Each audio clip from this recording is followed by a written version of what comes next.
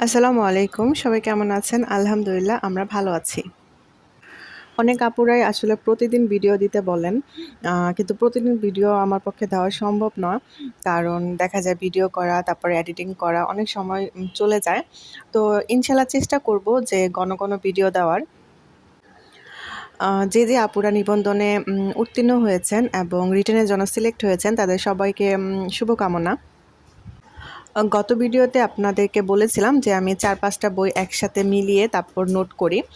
অনেক YouTube channel আছে যেখানে সাজেশন দেয় বা আপনারাও বিগত সালের প্রশ্নগুলো একটু কষ্ট করে অ্যানালাইসিস করে দেখবেন যে কিছু, কিছু প্রশ্ন অনেকবার বিগত নিবন্ধনগুলোতে এসেছে। তো ওইগুলোকে ইম্পোর্টেন্ট মার্ক করে আপনারা অধ্যায়ভিত্তিক প্রশ্নগুলো আলাদা করে সুন্দর করে সাজিয়ে একটা সুন্দর প্রস্তুতি নিতে পারেন। আর এখন বাজারে নতুন সিলেবাস মানে যেটা বের হয়েছে, ওইটা অনুযায়ী একটা বইও বের হয়েছে। অনেকগুলো প্রকাশনী থেকেই বই বের হয়েছে। তো যেকোনো একটা সিলেক্ট করে কিনে যারা নোট করতে চাচ্ছেন না, শুধু বই পড়তে চাচ্ছেন যে মানে মুখস্থ করব, লিখব, তো ওইভাবেও করতে পারেন, সমস্যা নাই। একটু ভালো করে উপস্থাপন করলে আরকি ভালো মার্ক পাওয়া যাবে, এটাই আরকি। আমি আসলে গাজীপুর থাকাকালীন বিসিএস এর জন্য বলেন বা অন্যান্য যেকোনো চাকরির প্রিপারেশনের জন্যই বলেন না কেন, কোনো কোচিং আসলে করতে পারবো না। চেষ্টা করেছিলাম, কিন্তু আসলে আমার পক্ষে সম্ভব হচ্ছে না যেকোনো একটি কারণে। তো আমি অনলাইনে আসলে লাইভ এমসিকিউ একটা অ্যাপ আছে।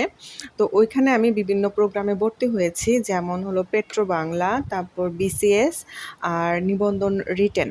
তো পেট্রো বাংলা প্রশ্নগুলো যে পরীক্ষাগুলো যে হচ্ছে আসলে অনেক টাফ। তো আর বিসিএস তো টাফ, এটা তো মানে বলতে হয় না। তো এখন ওই ২ টা আসলে আমি একটু কম প্রিপারেশন নিচ্ছি। নিবন্ধনটাই আসলে প্রধান রেখেছি। তো এখন আমি আসলে নিবন্ধনটাই ভালো করে প্রিপারেশন নেওয়ার চেষ্টা করছি। আর আমার নোট করার মূলত কারণ হচ্ছে যেন সবগুলো সুন্দরভাবে উপস্থাপন করতে পারি। প্লাস এক জায়গায় সব থাকে। পরীক্ষার আগে যেন রিভাইজ করতে ঝামেলা না হয়।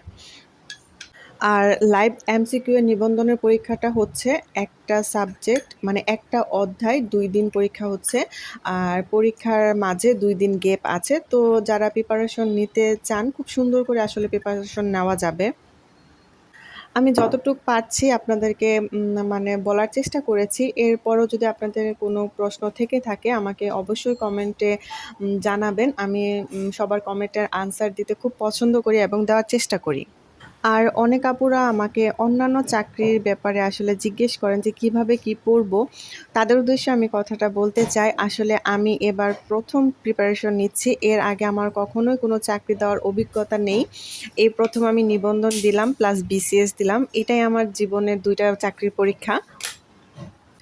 আর আমি যেভাবে প্রিপারেশন নেই আপনাদের মাঝখানে সেটাই তুলে ধরার চেষ্টা করি। তো আজকে আমি এখান থেকেই বিদায় জানাচ্ছি। সবাই ভালো থাকবেন, সুস্থ থাকবেন এবং খুব ভালো করে প্রিপারেশন নিবেন। আসসালামু আলাইকুম। আল্লাহ হাফেজ।